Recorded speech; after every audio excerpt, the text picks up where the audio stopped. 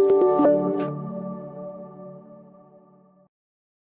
all right. Well, welcome to our February 2025 Abbeville Institute Zoom webinar. It's great to have you here. It's the first one of 2025. We didn't do one in January, so this is kicking off the year. We just came out of a great conference in Columbus, Georgia on the New South and Future South. So that was over this weekend, and it was a grand time. Of course, if you do support the Institute, please consider a tax-deductible donation. We are a 501c3 nonprofit, so you can go to our website, abbevilleinstitute.org. That's ABBEVILLE Institute.org. And tonight we're joined by a very special guest, Joe Wolverton. I've known Joe for a long time and never had a face-to-face with him, though, before, so this is the first time for me. But he's a great scholar. I'm going to give you a little background on Joe. He sent me a little bio over, and it's a great biography. It's a great little autobiography. Joe said he is the constitutional law scholar of the John Birch Society and a nationally renowned constitutional scholar and educator, celebrated for his passionate defense of liberty and the principles of the Founding Fathers. As a prolific writer and speaker, Joe has captivated audiences across the country with his deep understanding of the Constitution, federalism, and state sovereignty. And of course, he's written a couple of books, The Real James Madison and What Degree of Madness, which of course is what we're going to talk about tonight. So it's a real honor to have him. I've read a lot of his work at the New American, which is excellent. He's written on all kinds of topics, constitutional topics. We were just talking before we got on here about the 14th Amendment, but he's written about decentralization, nullification, federalism, all these things, which of course are essential for our current political climate. And so what we're going to do tonight is have Joe go for about 25 minutes or so, or 30 minutes, on the topic of James Madison and making America states again, and then we'll take questions. If you want to ask questions, you can use that Q&A button down at the bottom, or you can put them over in the chat. So we appreciate your input and your participation in the event. And Joe, I'm going to turn it over to you. Yes, sir. Well, thank you. And by the way, that's not an autobiography. My people are Quakers. There's no way you'd ever drag me to say something like that about myself, by the way. But I will accept it from other people. I'll be gracious. So used to give a talk about Federalist 46, right? James Madison. And I used to be a professor of political science there in Chattanooga, and I would always teach Federalist 46 and these things that James Madison said. It was basically James Madison having an argument, a polite, gentlemanly argument with Patrick Henry. Patrick Henry saying this Constitution that y'all have created in Philadelphia is, a tyranny in embryo, and it's going to create an out of control federal government that someday, as the virtue of the people wanes, then that government will grow stronger and stronger and will, as Patrick Henry said, swallow up the liberties of the people and the sovereignty of the states. And James Madison, essentially responding to his right honorable friend in Federalist 46, says that, with all due respect, Patrick, Americans are different. We will never lose our virtue to such a degree that we would lose our liberty. That is true, that it happened in Sparta, and it happened in Athens, and it happened in Rome, and it happened in Venice, and it happened in Holland, and it happened everywhere. But we're the stopping point. We're the backstop. It's never going past us because we are going to retain our virtue. Thus, we will retain our liberty. Now, he says, he wasn't a lawyer. James Madison wasn't a lawyer. He came from a line of preachers, but he himself said that I'm going to suppose, for the sake of argument, let's suppose that the American people allow the federal government to become tyrannical. And the name of the book that I wrote is What Degree of Madness? Because that's the phrase, madness meaning insanity. That's the phrase that James Madison uses in Federalist 46 to say Americans will never go crazy enough to see their federal government becoming tyrannical and yet continue to support it financially and otherwise. That's what James Madison said. So what degree of you can't convince me, he said, Patrick, that there'd ever come a day that the storms of despotism would rain down on the American people and they would continue to seed the clouds. That was his analogy. They would never do that. Well, of course, we know they didn't. He said, but let's assume they do. He said, there are 5 things he started out with. He said, I'm going to get to your question, he says, but there are 5 things, he said, that Americans would never do. Okay, I'll list these for you here, and y'all see immediately that we blew through these really quickly. Number one, he says the American people would never elect men ready to betray the states and the people. He said the Americans would never allow traitors in Congress to build up a military establishment. He said Americans would never behold the gathering storm and of tyranny and yet continue to supply the materials of their own enslavement. He said the American people will never abolish the state militias, which ultimately would, quote, repel the danger of federal tyranny. And finally, he said the American people would never tear down the barricades of state government, which would stand as a defense between federal tyranny and the people. Now, those are the things he said we would never do.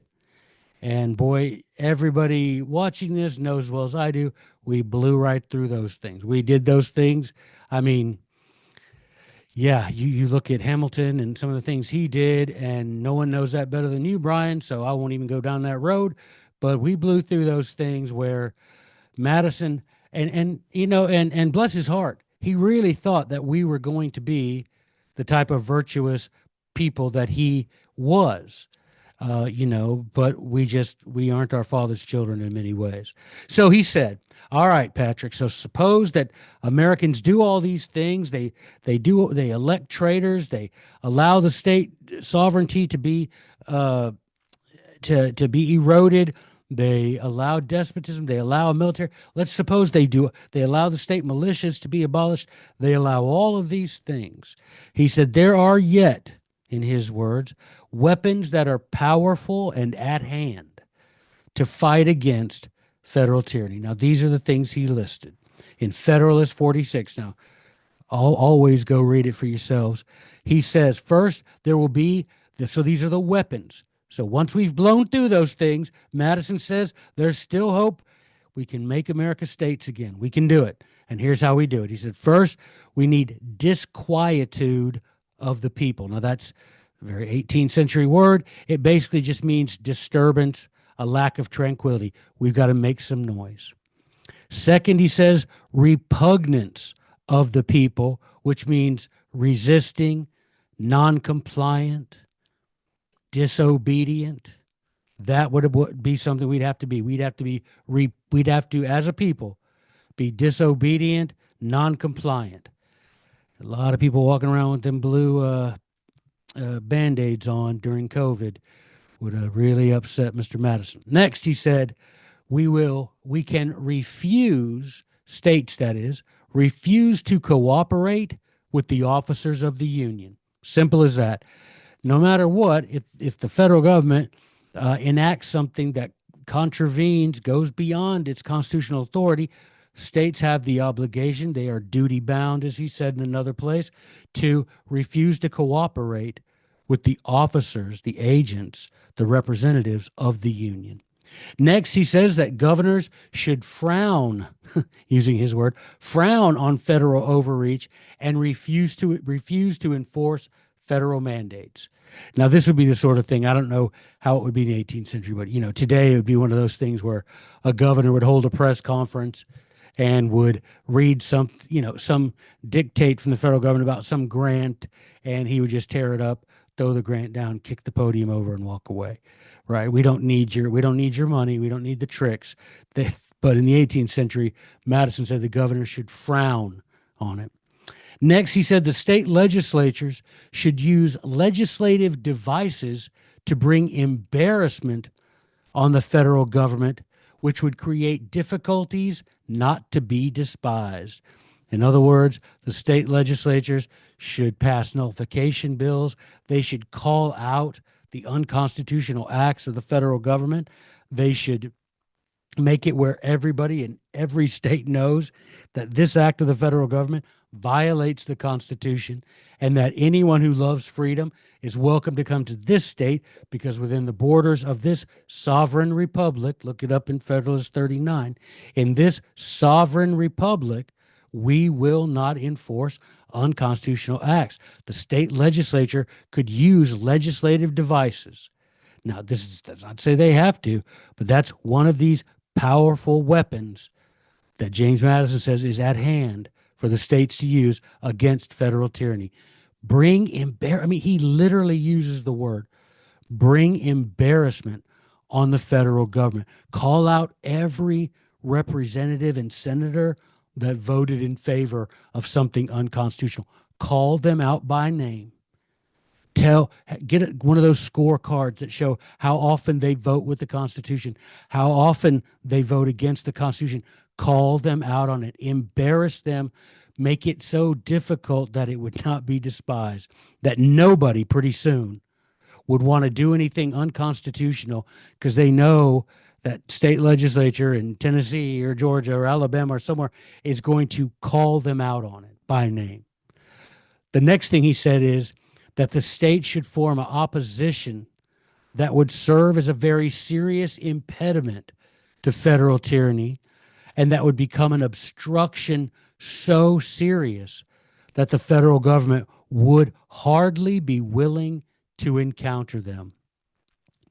When they passed a lot of us saw Pam Bondi, and President Trump sitting down talking about just the other day. Was it yesterday or the day before? We'll worry about due process after we get the guns out of the hands of crazy people. Right? Now listen, the thing is, we've got to have very serious impediments. We've got to make it where they know that within the sovereign borders of this state, those acts will not only not be tolerated, you won't want to encounter the opposition. But that's something we just don't do. We don't get together with other states and say, hey, all y'all and I don't care where you are, it's like the song Country Boy Can't Survive, from wherever you're from, right? Across the land. If you're someone who values the Second Amendment, get together, make obstruction so serious that the federal government, as he says, would not be willing to encounter that obstruction. Finally, next to last, he says states should draw up plans of resistance. That seems simple enough. How do we resist this? What's being attacked? How do we defend it? Let's get some state governors together and state legislators, and let's say, hey, we're all being threatened the same way. How do we draw up a plan of resistance? And he said, if you do this, then he said, one spirit would animate and conduct the whole. And this is the thing that I think about, Brian, often. People say, well, what would happen if they did that? Well, I don't know. Why don't we find out? I don't know what would happen. Let's find out what would happen. Because we haven't found out what would happen. Let's do that. And I'm thinking, I was a teacher for a long time, and this is a phenomenon that I used to observe that I think is true of states and it's true of human beings in general. I'd give them a test, and they'd all sit there, right? Finally, someone would turn in his test. Well, the minute that young man broke the seal, 20 people were suddenly finished with their tests. Now, you can't tell me they all finished at exactly the same time. No, they were waiting for someone to have that courageous step up to Joey's desk and drop that test, and the rest of them are like, okay, I'm not the first. I think we should do this with this one spirit animating the whole that Madison talks about in Federalist 46. Let's have Tennessee or Georgia or I don't care, California. I mean, it would never happen there, but I don't care. Missouri, Oklahoma, Arizona, I don't care. Let's have this one state lead the way and create this spirit that would start to animate all of us who care about protecting our liberty from federal encroachment. Now, those are the weapons. Now, Madison goes a step further. And if I'm running out of time, Brian, you just tell me to shut up, because I'm just, I've come from a long line of circuit preachers, and I'm not really good with sticking to time. I'm just good at tapping my foot. But he not only told us what the weapons were in Federalist 46, and this is the genius of this man. Thomas Jefferson said James Madison was the smartest man in any room, no matter what room he was in. That's crazy for Thomas Jefferson. You talk about some praise. That's high praise. Well, Madison in 46 says, here are the weapons, the ones I just listed. And then he said, I'm going to go a next step and I'll tell y'all how to use those weapons. He said, first, he said, sound signals of general alarm. When you hear something, obsta principis, right? The Latin, stop it when it starts. If you see something in Tennessee and maybe other states don't see it, sound an alarm. Literally call your friends and say, hey, man, in Tennessee, they're fixing to do this with I don't know, healthcare freedom. Call, sound general alarm. Call, let other people know. The next thing he says is other state governments would then hear the alarm and they would espouse the common cause of resisting the federal force. Now, this again, let's see what happens. We don't have to secede.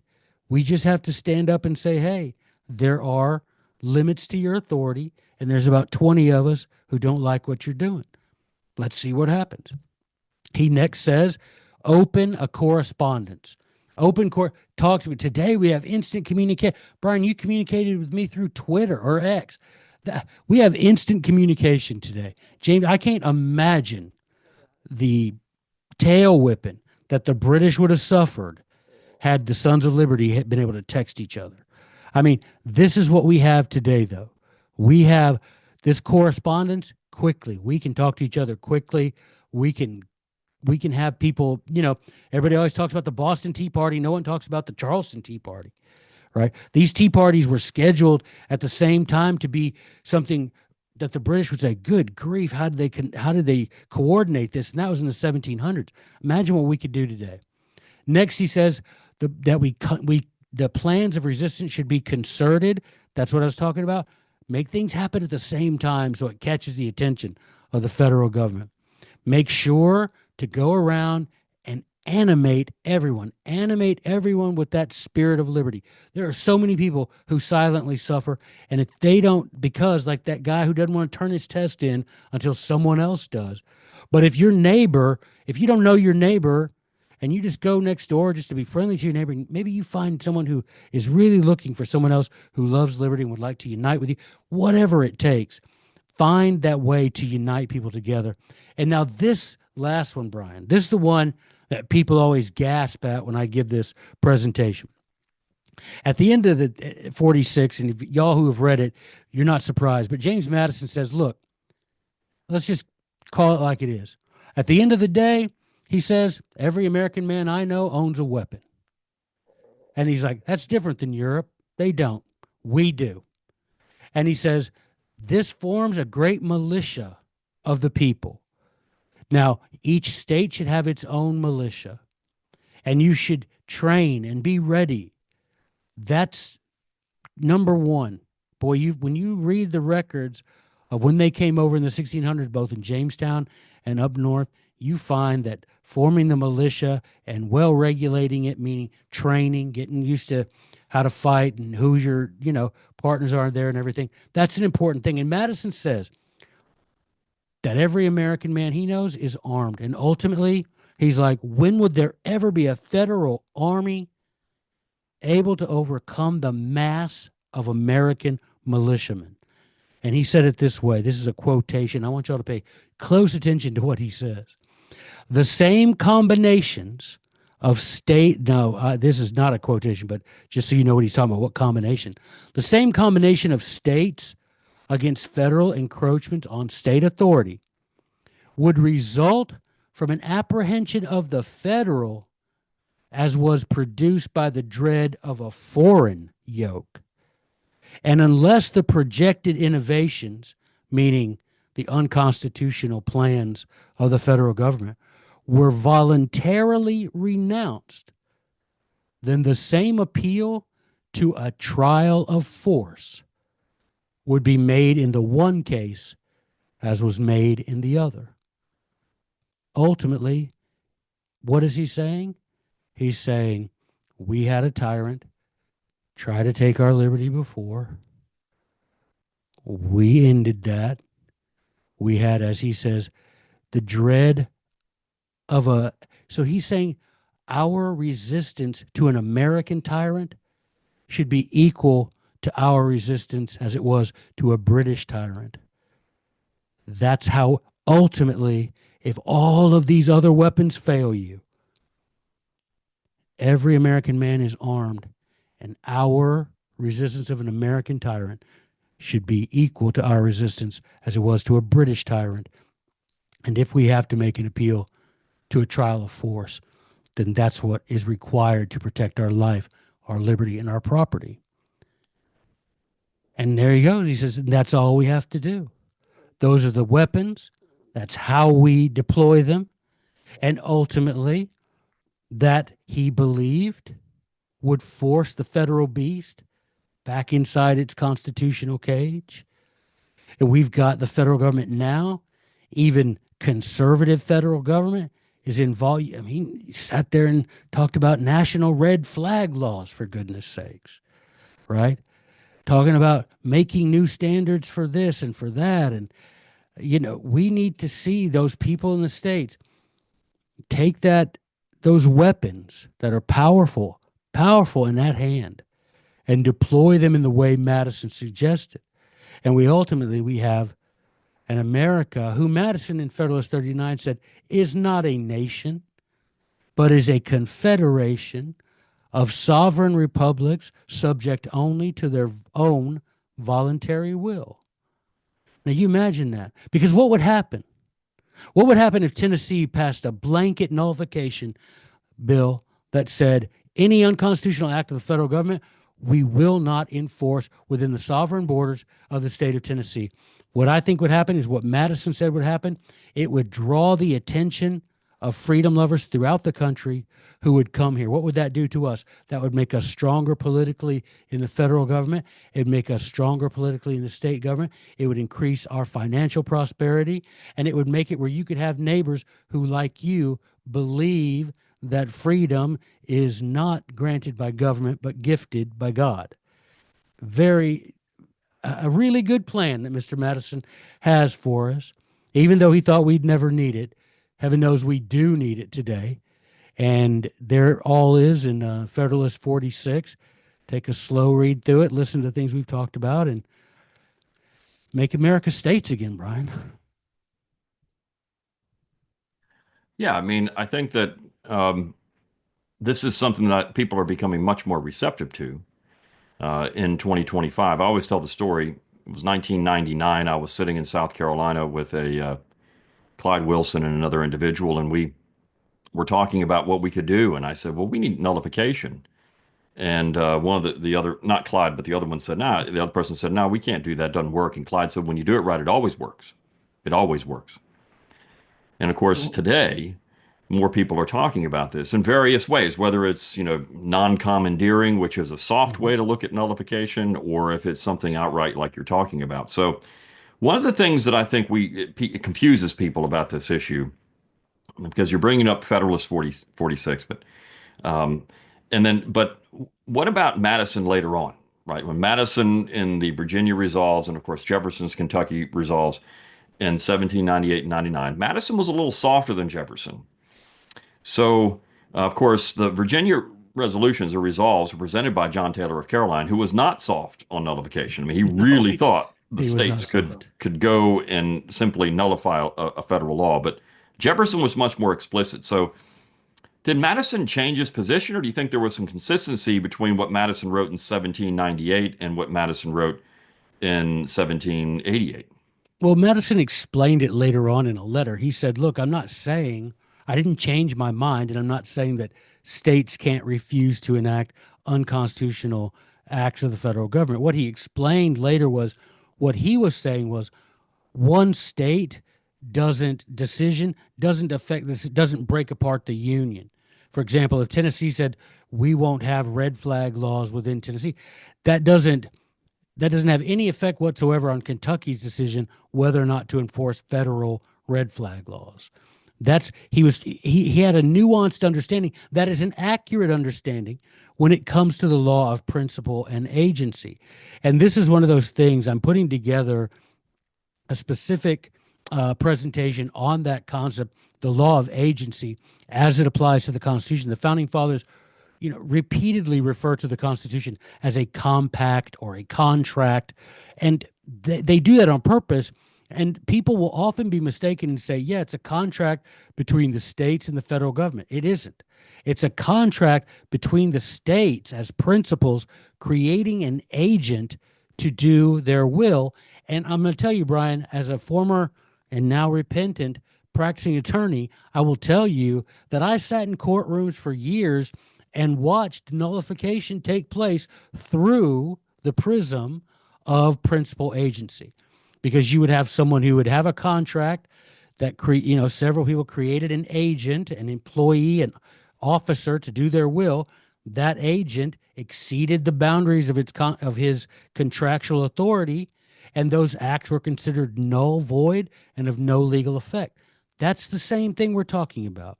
These states got together, formed an agent, and Edmund Burke mentions it. That's the thing I tell people. If you knew why a bunch of British people called our lawmaking body Congress and not Parliament, you'd shut up about nullification being something that was settled in the so-called Civil War. They chose that word Congress if you remember from the very beginning, Stamp Act Congress, right? The First Continental Congress, the Second Continental Congress. They've never called it Parliament, and there's a big reason for that, because Parliament is a body representing a nation, and Congress is a body where representatives from separate governments come to work out their issues, right? They use that word on purpose. And so that's if we recognize things like that, we recognize that the federal government was created with this contract. Again, a doctrine that's 1,000 years old, nearly 1,000 years old, the Four Corners doctrine, right? If I hire someone to do something for me and I put the things he's allowed to do, his job description in a contract, a page has four corners. And in the law, we call that the law of principle and agency. We call that the Four Corners doctrine, that no matter how good of a thing the agent does, no matter how wise or important or expeditious it may seem, if he's not given authority to do that thing within the four corners of that contract that created his agency, then that thing is null, void, and is in no way obligatory on the principles. And I'm telling you, we get that principle into the head of some people, we start getting a lot more support for nullification, because it's just a word, man. All it means is we are nullifying, saying those things don't exist, simply because the Constitution is not supposed to be an exhaustive list of the things that the federal government cannot do.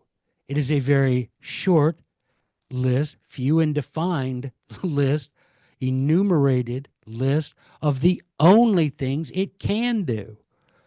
And the 10th Amendment makes that very clear, that if the power isn't granted to the federal government in the Constitution, then that power is retained. You can't retain something you never had, right?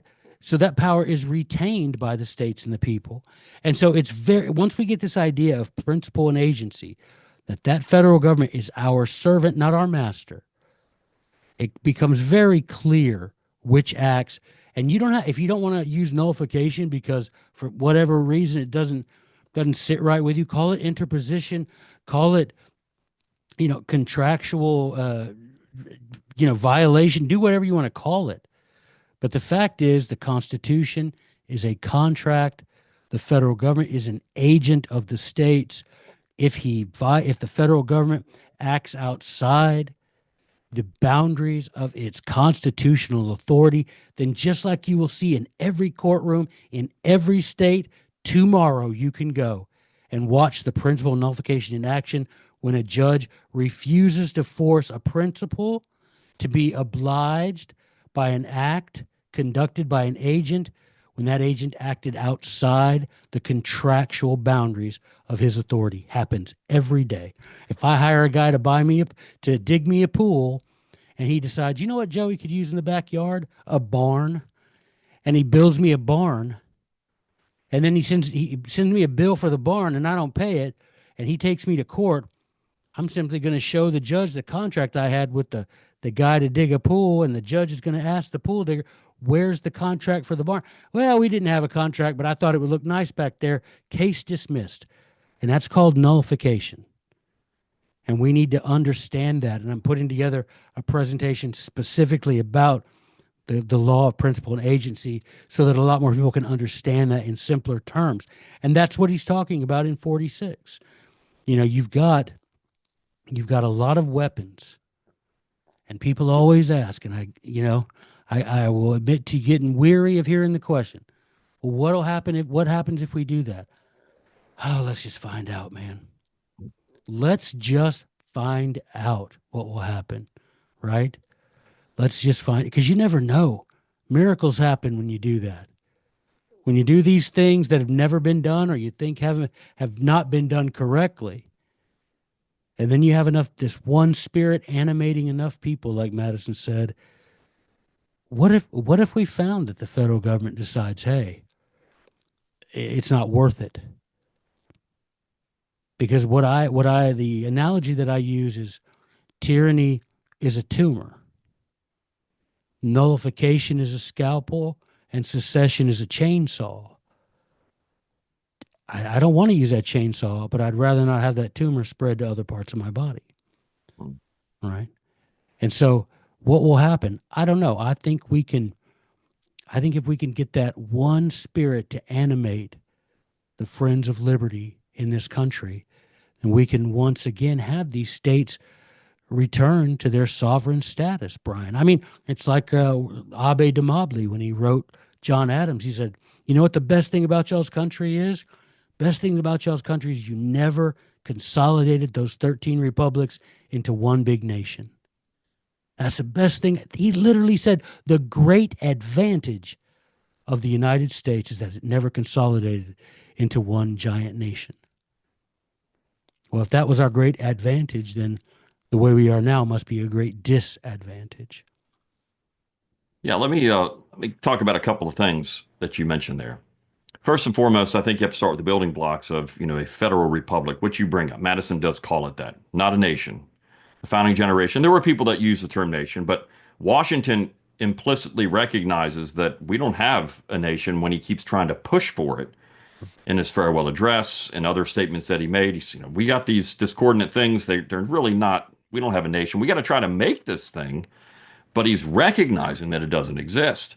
That's right. And of course, we know that the nationalists lost in 1788. The Constitution they ratified, if you follow Madison's line of thinking or any of the proponents, I mean, you go to James Wilson, you go to Alexander Hamilton, they're arguing for a federal republic and saying all these things you're saying bad about the Constitution aren't really true. They're all we have a federated republic here. It's not a national government. We didn't create that. So the states still have power and agency, as you say. So one thing that we got to think about, and you say, what would happen? Well, we know it would happen. We've seen it, right? We had the Virginia and Kentucky resolutions. They worked. Even before that, with the Stamp Act, you brought it up. They nullified in the Stamp Act. They just didn't enforce it, right? So they nullified a lot of acts. Right. So this is something that people have been doing in America. It's the American tradition. Long before we had the conflict in South Carolina, which there was actually a question about that, how Madison told Jackson that he needs to oppose this thing in South Carolina and use force if you need to. But I think that what we need to understand when Madison says, these are men of action that already used force at one point. They're okay with that. It's a whole different time frame. They didn't really think about the way we do today. Well, we gotta reserve these things. Don't want to do that. And I think for good reason we don't want to do that, right? Wars are nasty, and you don't want to do that kind of stuff. Of course, no. We do not want to get involved in that sort of thing, but we do want to get involved with restoring the barricades that used to exist, at state boundaries. Yeah, I mean, one of the things though too is the states are addicted to the cash. Oh boy, I don't know if you saw the exchange with Trump and the governor of Maine, where he was saying, we're going to do this. She said, well, I'm not going to enforce that, and he said, well, we'll just withhold your cash, and she said, we'll see you in court. The response should have been, fine, we don't need it. Okay, good. We don't need it. But because of the addiction to the cash, the federal cash, the states are going to try to go to court then. Now, Going to John Taylor, he said that that was abject tyranny. If the courts can go in and just nullify everything that everything else does, that's tyranny. What's the difference That's between the court doing it or the agents who actually created the document doing this? yeah, So yeah. I his mean, position was that's the state can do but that. of course, John Taylor of Caroline, he's one of those guys that, gosh, I wish we could, you know, get his book into the hands of every Oh, yeah, American, or his any one of his books. absolutely. It'll be fantastic. Well, let's take some questions here. Sure. Let's see. Any suggestions to apply interposition or nullification at the state level? Any suggestions that you have? Well, beyond the ones that we just talked about from Federalist 46, I would say make a relationship, develop a relationship with your state senator and your state legislator. Turn your back, quit trying to focus all your attention in Washington. Develop a relationship, because I can literally, during the tomorrow afternoon, I could walk down the street and talk to my state member of the House of Representatives.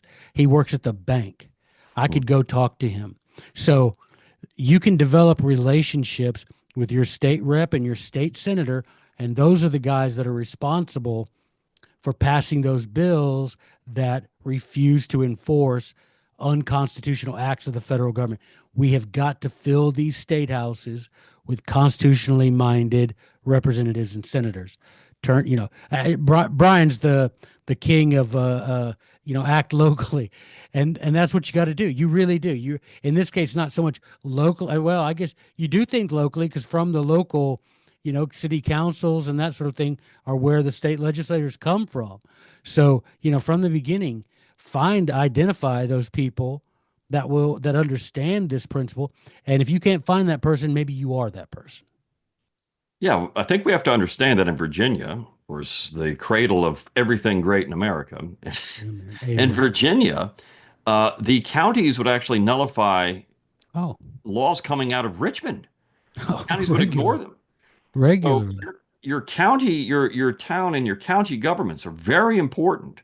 Now, there's a whole different dynamic there because, of course, the state does create the counties and the cities. Right. So there Right. is Right. that problem. But if you've got sheriffs that won't enforce things, you've just nullified, right? Yeah. And we had a great talk over the weekend from one of our participants, and he showed two pictures of two churches in California during the COVID madness. They were separated by just a few miles, but they were in different jurisdictions for different sheriffs. In one case, you had a church that was fined over $1 million for not enforcing all the mask mandates and everything else. The other church wasn't fined at all because the sheriff refused to do it. So this is your power at the local. You've got the sheriffs that do these things. You've got city councils, you've got school boards, you've got all this stuff that can simply look at the general government and say, nah, we're not doing that. We're Yeah, not, we're not going to do this. and those are your reservoirs where you find the future state reps and future state senators that can really form that serious obstruction that Madison said. You can really stand there and say, we are absolutely not going to enforce this unconstitutional federal program, and do it forcefully like that. But like you say, we have they most of the states are nosing around for a better position at the trough, for sure. Yeah, it's a real problem. It is. And if we And can't of break course, that, John Taylor predicted that as well. absolutely he did. He did. It's money is going to be the problem. Money is going to be the measure. And so if we can't, if we're going to measure everything by money, then we're in real trouble. We're in And trouble. so, but that of course is a problem. Let's see. Is there anything in the Anti-Federalist Papers about state sovereignty and nullification interposition? Well, everything in the anti-federalist papers are about that. That's all the so-called anti. I hate when I have to call these people that. Somewhere I think they're over there saying, "Quit calling us that." But the anti-federalists, so-called, they were the ones who said, "Man, this thing is creating a consolidated government. This is going to end up squashing the states, creating, as they would say, like creating satrapies, creating little." What would you call it, principalities under the great empire of the federal government. So yeah, and matter of fact, we've got our own version. I've what do you call it? Curated a collection of some of the rarer anti-federalist papers from that 7-volume set. I wanted to do something a little different than the Signet version. It's awesome, but there are so many really powerful anti-federalist papers, and yes, every one of them say this is a tyranny in embryo. This is every one of these things looks like its trajectory is toward tyranny, and we've got to stop it. So yeah, if you want to read something that people warning about the potential for tyranny in the proposed Constitution of 1787, the Anti-Federalist Papers is the place to do that for sure. Yeah, and I think the thing that's important to note about that, though, is that those people lost. They lost, Their arguments except for the lost. Bill of Rights. They Right. lost. But their arguments lost because they were told by the proponents that all of that was not true. If we want to adhere to the Constitution as ratified, then it's, as you're pointing out, it's Madison and the Federalist Essays. It's James Wilson. It's John Dickinson. It's the people that said this is what the Constitution means. And all of you people saying this thing's going to create tyranny, you're wrong. It's not going to do that. We're not going to get this massive centralized government. It can't happen. As you pointed out at the beginning, it can't happen. It won't happen, but it did. Now, the ingenious thing that Joseph Story did in his commentaries on the Constitution is took the so-called anti-federalists, who are the real federalists, but took the anti-federalist papers and said, "Yeah, see, this is what these people said the Constitution is going to mean, and that's what it means." Right? So he flipped everything on his head. And so people read that and say, "Oh my gosh, yeah, I mean, this is what they said it would mean, so that's what it means." Um, it's And then you embarrassing. had to have Abel Upshur come in and Yeah, of course, correct I'm it. sure Yeah, takes him down, but that's right. it's remarkable how people don't really understand that it's great to read the antis, but I always say, that's fine to read it because yeah, they're predicting what we have now. But in 1788, they lost.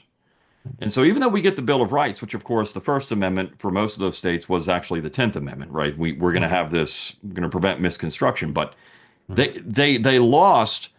And so when you read Madison, that's really what won. What Madison is saying, these are the things that matter. This is what wins. The states are going to be able to nullify unconstitutional acts. Even Right. Hamilton said this. Even Hamilton, null, void, no effect.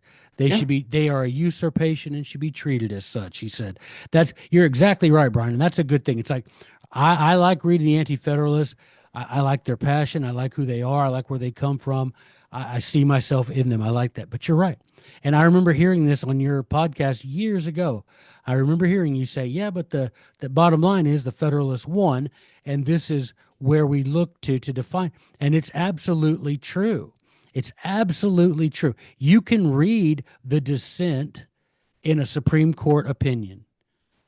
But guess what? If five judges, those five judges who publish the majority opinion, that's the opinion that's going to be enforced, right? You may be able to read the dissent and say, look how genius that person was. Look how prophetic that person was. Yeah, that's fine, but that didn't change the fact that they enforced the majority opinion.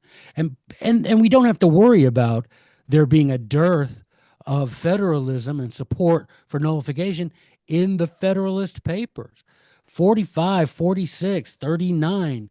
I mean, 76, 78. You go through it, there's plenty of support where the authors of the Federalist Papers say any act of the federal government that exceeds its constitutional authority is void, is tyranny, and should be treated as such. That's not on the Federalists. That's on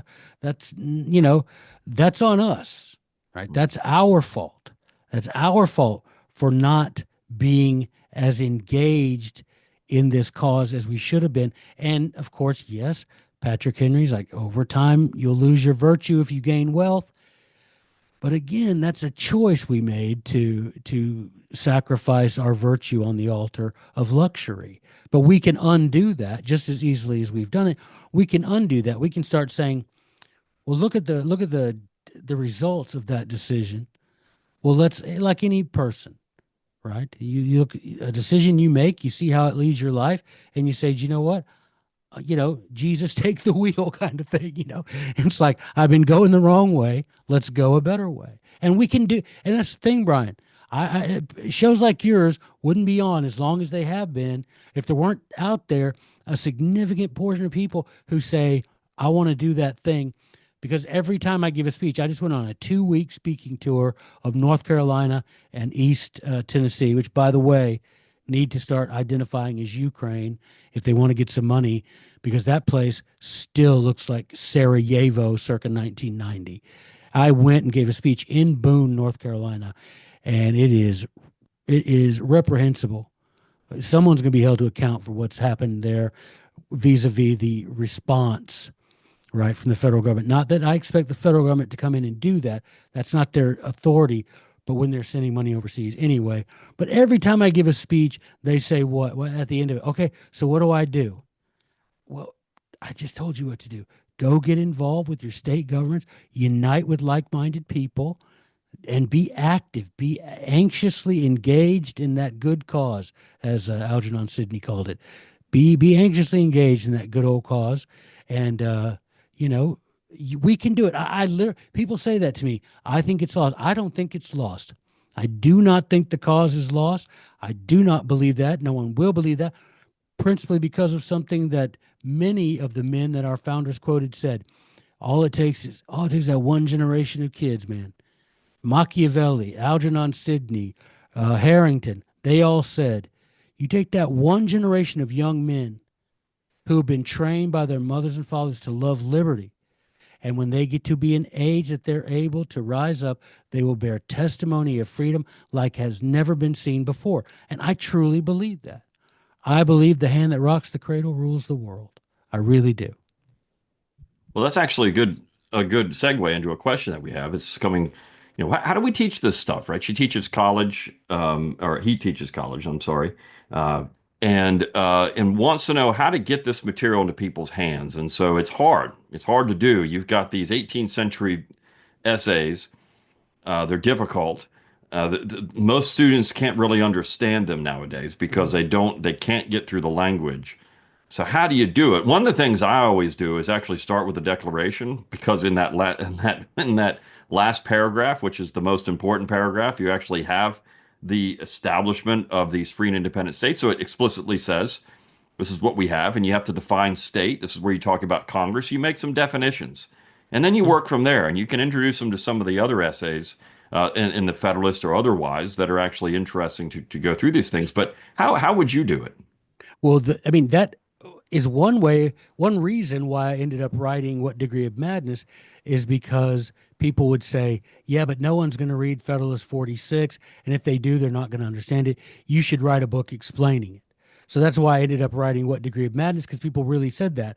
But one thing I'm involved in right now, a project I'm working on right now for Western Islands Publishing, is I'm taking Cato's letters, not the anti-federalist Cato, but John Trenchard and Thomas Gordon, Cato's letters and excuse me, Algernon Sidney, and I am making them right now Cato's letters, and each one of their letters, it's going to be on one side of the page is their original language from the 1720s, and on the other side of the page is that in contemporary, not change, but just made contemporary so people can understand it. And I've sent out some tests to people, and their mind is blown. Like, why can't we just read it like that? Well, because they didn't live in 2025. They lived in 1720. They were doing the best. But I'm going to tell you, it does help. So I would say that first thing is, I mean, we do live in an era where, you as a professor, you can take that, put it in another language. You could have those kids do that themselves as an exercise. But I will say this, don't drink downstream. You want to drink as close to the source as you can because that water is sweeter and purer. The farther downstream you get, the dirtier that water. It may quench your thirst for a little while, but you also end up sometimes getting parasites that'll ruin you. Don't drink downstream. So the thing I did when I was a professor, I said, we're going to read from the source. We've got the technology to throw it up on this board. If it takes us all day to read the Declaration, that's better than taking a week and discussing it and have nobody understand anything. I'd rather take 3 weeks and understand the Declaration and miss some other things. Because like you said, I mean, it says in the Declaration that we assume the right of states like the state of Great Britain. Each one of our states is now equal to the state of Great Britain. Think about that. New Jersey is the same as Great Britain. Georgia is the same as Great Britain. Think about what that means.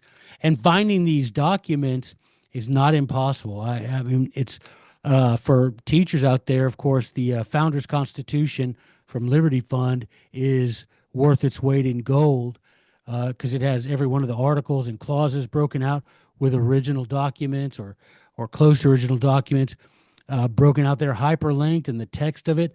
Boy, you can't. You go to Founders Constitution. I think it was a joint venture eventually of University of Virginia and the University of Chicago. I think they eventually joined up to finish that. But Founders Constitution from Liberty Fund, that'll set you right because literally every clause of the Constitution supporting documents from as far back in history as they have found. So Yeah, that's definitely.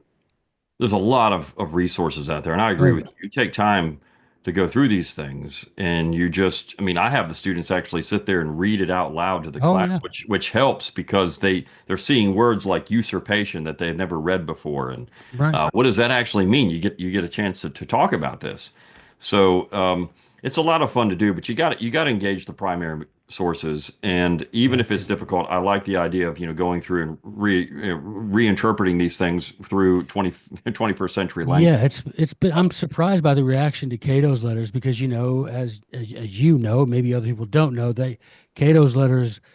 Historians say without them there never would have been a war for independence, and yet no one's heard of those guys today. And so you read it, people get fired up, Brian, reading these things because these guys they just say it like it is. Unfortunately, in 1720 language, people don't realize how fiery these guys are being. You translate that stuff into 2025 language, and people are like, I can't believe they got away with saying this stuff Yeah. because it's fiery. And so yeah, I've been surprised, but that's a good thing to do. And we live in an era we can do that and have them you know, gosh, I remember the first time I showed that speech on the board, Edmund Burke to the electors of Bristol. From 1774. I remember the first time that I showed that to my students with regard to the word. Why is it called? Because I remember asking that. Why do we call it Congress? And they're like, "Well, yeah, I'd never thought about that before." And I show them that actual speech of or the text of the speech, and they're just blown away, like because they suddenly, as they say in England, the penny drops, right? And they're like, "Hey, wait a minute, our founding fathers understood that's 2 years before the Declaration of Independence. They knew that Congress was something different than Parliament. They called this Congress because it was really representatives of separate little republics." Yeah. Well, there you go. Yeah, I mean, think about the Congress of Vienna, right? It wasn't the Right. Parliament of Vienna that it was the Right. Congress of Vienna. And when John Adams said it best, we're ambassadors of the states. That's right. You're an That's right. ambassador. You are representing a foreign entity with other foreigners, right? So Virginia and Massachusetts were foreign entities there in the Congress. So um, That whole scene from A More Perfect Union, where he asks if Jefferson doesn't miss his country. And mhm, and Jefferson says, I miss my country as I'm sure you miss your country, Mr. Adams. yeah. Of course, the John Adams miniseries on HBO had one very interesting twist on that. I don't know if you remember this, but when they were going through the Declaration, and you had it being read to the Congress, Mhm. they used the word country instead of state. They said the country of Great Britain. Watch it because Oh, they I'll have do it. to. They change it Well, out. hey, now I'm writing that down because I watch that thing every year. I'm writing that down. Yes. Notice he says Dad, gum, I country. can't believe that. So they did that because, well, of course, if it says state, Right. then that means Right. something else. Uh-oh. So the Yep. country, it's a country of us and this country, two different things, right? So it's amazing that just that little subtle thing in there. I show it too all the time, and I always laugh when I show it, and I say, "Wait a second here, didn't we just see on the board when we went to the Declaration they used the term Wow. state, right? So what Now does that that mean?" is real. That's a good catch there, Brian. Yeah. That's a Um, good catch.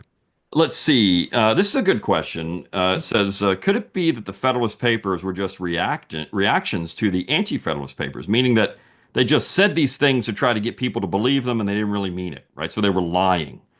Were the proponents of the Constitution, which is the term I use, Federalists again, were the proponents lying in 1788? What do you think? Well, I wouldn't put it past Hamilton to lie.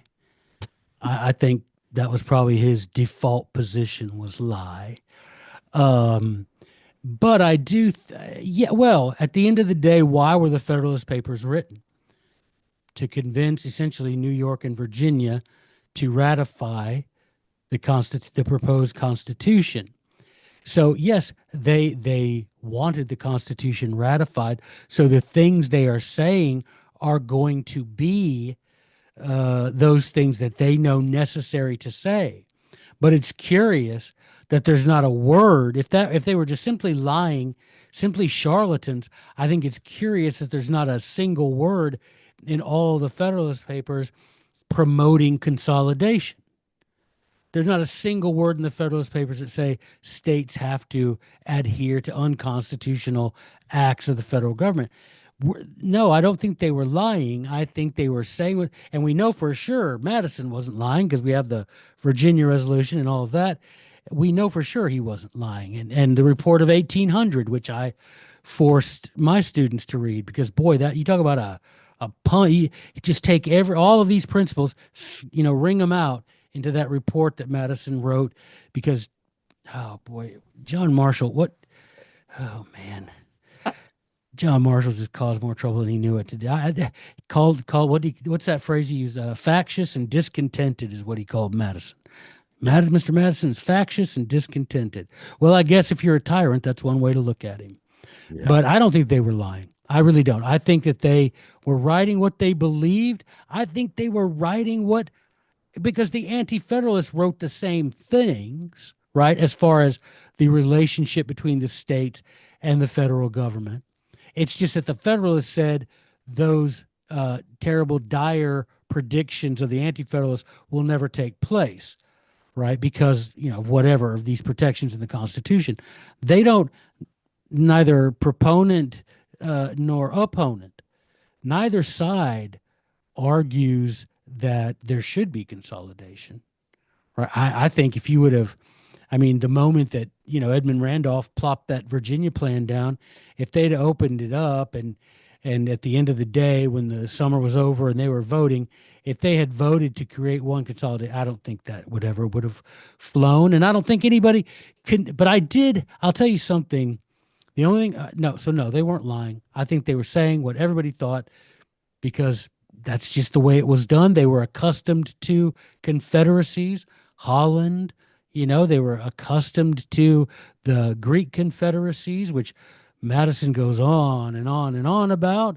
I even wrote an article about how nullification was something practiced in the Greek confederacies, right? Sparta and Corinth, they're examples of saying, okay, here's what our central government, our general government is allowed to do. If it goes beyond that, then these city-states don't have to adhere, don't have to comply with that. That's as far back as you can go. And so, no, I don't think they were lying. I think they were telling, it seems lying to us because to us it seems so foreign because we haven't been taught these things in, well over 120 years. Yeah, I'll just say, I think Hamilton, you're right about him lying. I think that Hamilton, more than anyone, would have been more disingenuous. In fact, he was called out for it in the New York Ratifying Convention by John Lansing. He said, wait a second, didn't you say in Philadelphia that these states are going to be corporate entities? No, I didn't say that. Yates, get your notes. Yates said, yeah, he said it, but he didn't really mean it like that. So then, he had this back and forth. But that's the Lansing and Yates thing is a good thing to read too. Oh yeah. Those those are good. Yates are great, but well, we got about a minute left, so do you want to have anything closing things to say? Just kind of where can people find you, your books, that kind of thing, so that you can go out there and read more Joe Wolverton? Well, you can find all of my books at Amazon.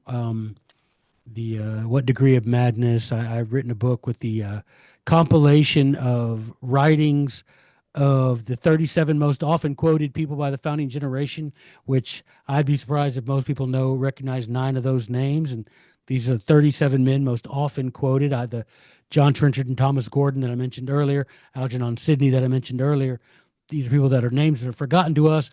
But Jefferson said every young man, every young American, when he's able to read, should have that Algernon Sidney book put in his hands, the best book written on government ever.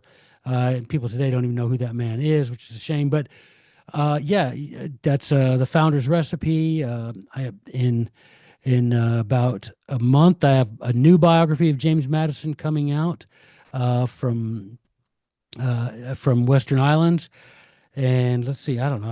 I've written books. I don't know, Brian. Amazon put my name in there, Joe Wolverton, and I work now exclusively full time with the John Birch Society, trying to spread the message of Make America States Again.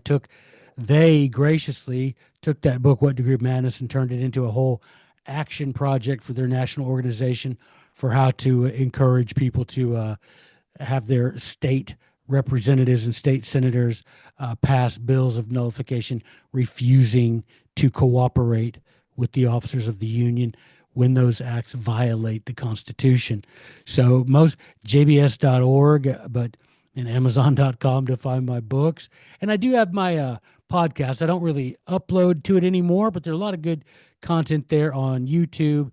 It's called Teacher of Liberty, and the content is still up there. You can go watch that about a lot of good stuff like that. Not like Brian. Brian's very consistent and brings good stuff.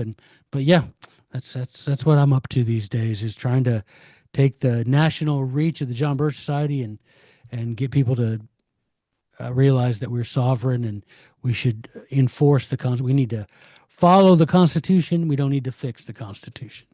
All right. Well, Joe, it's been a pleasure. Thank you for coming out. Thank you for everybody for coming out to the webinar tonight. You will get a link to this, so if you didn't, it is recorded, so we will put it on YouTube. You get a link, so you can watch it again later. But Joe, thanks for coming on with us, and Yeah, for it is an everybody honor. listening, we'll see you again next month. See you later.